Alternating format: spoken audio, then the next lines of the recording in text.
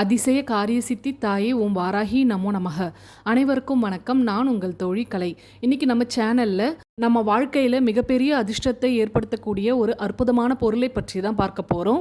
இந்த பொருளை நாம முறையாக உபயோகப்படுத்தினால் மட்டும்தான் அதற்கான பலனை நாம முழுமையாக பெற முடியும். அது என்ன பொருள், அந்த பொருளை நாம வீட்டில் எப்படி முறையாக பயன்படுத்துவது, இதெல்லாமே நாம் இந்த பதிவில் முழுமையாக பார்க்கலாம். பதிவுக்குள்ளே போகிறதுக்கு முன்னாடி நம்ம சப்ஸ்கிரைபரான தோழி அவங்க வீட்டில் வாராகி அன்னைக்கு தீபம் ஏற்றிருக்காங்க. அந்த தீபத்தினுடைய சுடரில் பார்த்தீங்கன்னா அன்னையினுடைய முகம் ரொம்பவே வித்தியாசமாக தெரிஞ்சிருக்கு. இந்த தீபச்சுடரில் அன்னை முறைச்சி பார்க்குற மாதிரி ரொம்ப வித்தியாசமாக காட்சி கொடுத்துருக்காங்க. அன்னையினுடைய 2 கண்களும் ஒளி பிழம்பு போல தெரியுது. உங்களுக்கும் இந்த தீபச்சுடரில் தெரியறது அன்னையினுடைய முகம்தான் அப்படின்னு தோணுச்சுன்னா ஒரு லைக் பண்ணிடுங்க. சரி, வாங்க இன்னைக்கான பதிவுக்குள்ளே போயிடலாம். நமக்கு அதிர்ஷ்டத்தை ஏற்படுத்தி நம்ம வாழ்க்கையில் மிகப்பெரிய மாற்றத்தை கொண்டு வரக்கூடிய அந்த அற்புதமான பொருள் என்ன அப்படின்னு பார்த்தீங்கன்னா குதிரை லாடம். இது ஆங்கிலத்தில் ஹார்ஸ் ஷூ அப்படின்னு சொல்லுவாங்க. வண்டி மாடு, குதிரை இதெல்லாம் எல்லா இடத்துக்கும் போகக்கூடியது. கால்கள் தேயக்கூடாது அப்படின்ற காரணத்தினால குதிரைகளுக்கும் மாடுகளுக்கும் இந்த லாடத்தை காலில் அடிச்சு விடுவாங்க. லாடம் இரும்பால் செய்யப்பட்ட பொருள். நல்லா தேஞ்ச லாடம் தான் அதிர்ஷ்டத்தை ஏற்படுத்தும். புதுசாக இருக்கக்கூடிய லாடத்தை பயன்படுத்துவதனால எந்த ஒரு பிரயோஜனமும் இல்லை.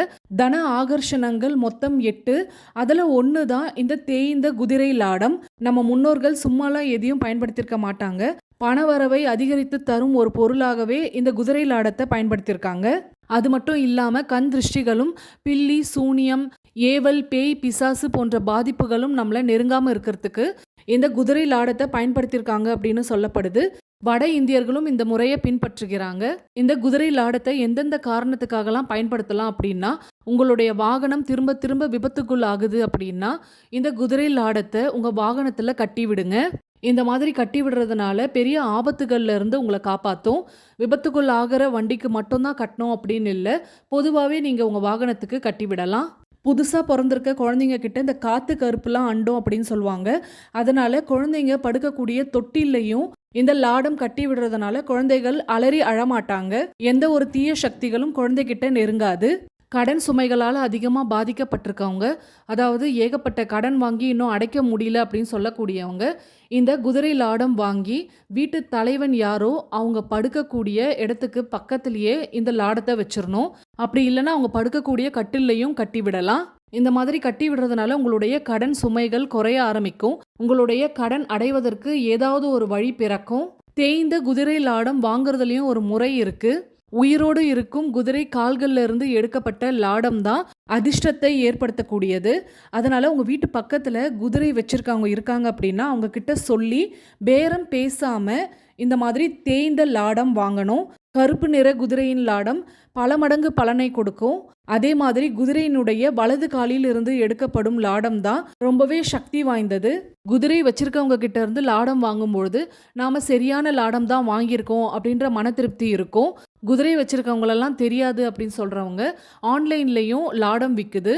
ஆனால் அந்த லாடம்லாம் உயிரோடு இருந்த குதிரையிலேருந்து எடுத்ததா இல்லை இறந்த குதிரையிலேருந்து எடுத்ததா அப்படின்னு நமக்கு தெரியாது. இதனால் நாம் இறந்ததை பயன்படுத்தணும் அப்படின்னா நமக்கு தோஷம் ஏற்படும். இந்த மாதிரி தோஷம் ஏற்படாமல் இருக்கவும் ஒரு வழி இருக்குது.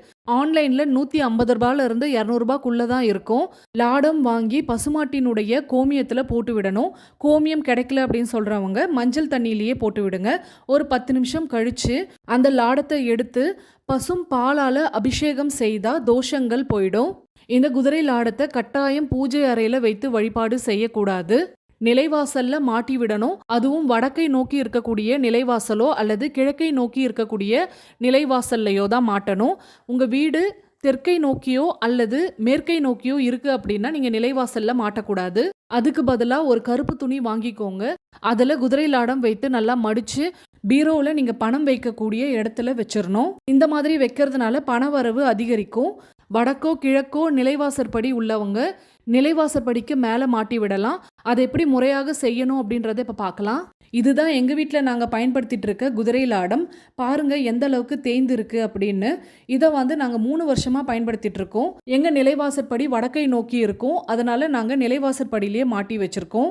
இந்த லாடத்தை நாங்கள் ஆன்லைனில் தான் வாங்கினோம். வாங்கின அன்னைக்கு தோஷம் நீங்க என்னென்ன பண்ணணுமோ அது அத்தனையும் செய்தாச்சு. அதனால நான் அதை வீடியோல காட்டல. எப்போ இந்த லாடம் வாங்கி உபயோகப்படுத்தலாம் அப்படின்னா, ஒரு வளர்பிறையில புதன்கிழமை நாள்ல ராகு காலம் யமகண்டம்லாம் இல்லாத நேரத்துல நிலைவாசல்ல மாட்டி விடணும். அது எப்படி மாட்டணும் அப்படின்னா, தோஷங்கள்லாம் நீக்கிய பிறகு லாடத்தினுடைய தேய்ந்த பகுதியில மஞ்சள் முழுமையாக தடவி விடணும். தேய்ந்த இடம் தான் பூமியில பட்ட இடம். மஞ்சள் முழுக்க தடவின பிறகு 7 அப்படின்ற எண்ணிக்கையில குங்குமம் பொட்டு இட்டு விடணும். 2 பக்கமும் 3 பொட்டுகளும் கீழே நடுப்பகுதியில ஒரே ஒரு பொட்டு இடணும். இந்த லாடம் பார்த்தீங்கன்னா பெருமாளுடைய நாமம் வடிவிலேயே இருக்கும். இதெல்லாம் தயார் செய்து வைத்ததுக்கு அப்புறம் உங்க பூஜை அறையில ஒரு 10 நிமிஷம் இந்த குதிரை லாடத்தை வைத்து கஷ்டங்கள்லாம் தீரணும் அப்படின்னு மனதார பிரார்த்தனை செய்துக்கோங்க. அடுத்ததான் அந்த குதிரை லாடம் அப்படியே எடுத்துட்டு வந்து 2 பக்கமும் மஞ்சள் நிற நூலால கட்டி வைக்கணும். மேலே இருக்கக்கூடிய ஹோல்ஸ் இருக்குது பாருங்கள், அதில் கட்டி விட்டு இந்த மாதிரி தான் உங்கள் நிலைவாசல் படியில் மாட்டி விடணும். மேல் நோக்கி மாட்டினால் பலன் கொடுக்காது. இந்த மாதிரி யூ வடிவில் தான் மாட்டி விடணும்.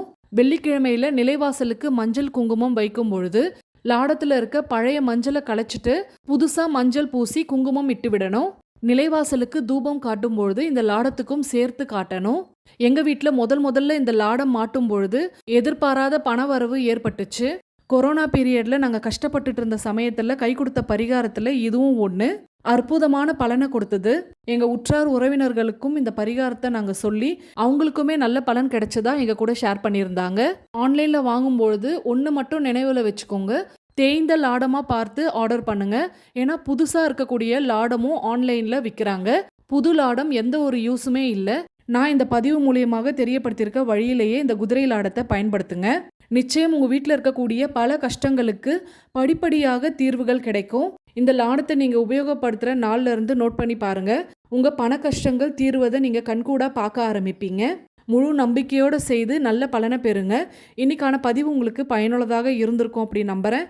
பயனுள்ளதாக இருந்திருந்தால் ஒரு லைக் பண்ணிவிட்டு அப்படியே உங்கள் ஃப்ரெண்ட்ஸ் அண்ட் ஃபேமிலிக்கும் ஷேர் பண்ணி விடுங்க. மறக்காமல் சப்ஸ்கிரைப் பண்ணிவிட்டு பக்கத்தில் இருக்க பெல் சிம்பிளையும் கிளிக் பண்ணிவிட்டு அதில் ஆல்னு கொடுங்க. மீண்டும் அடுத்த பதிவில் சந்திப்போம். அதுவரை நன்றி, வணக்கம்.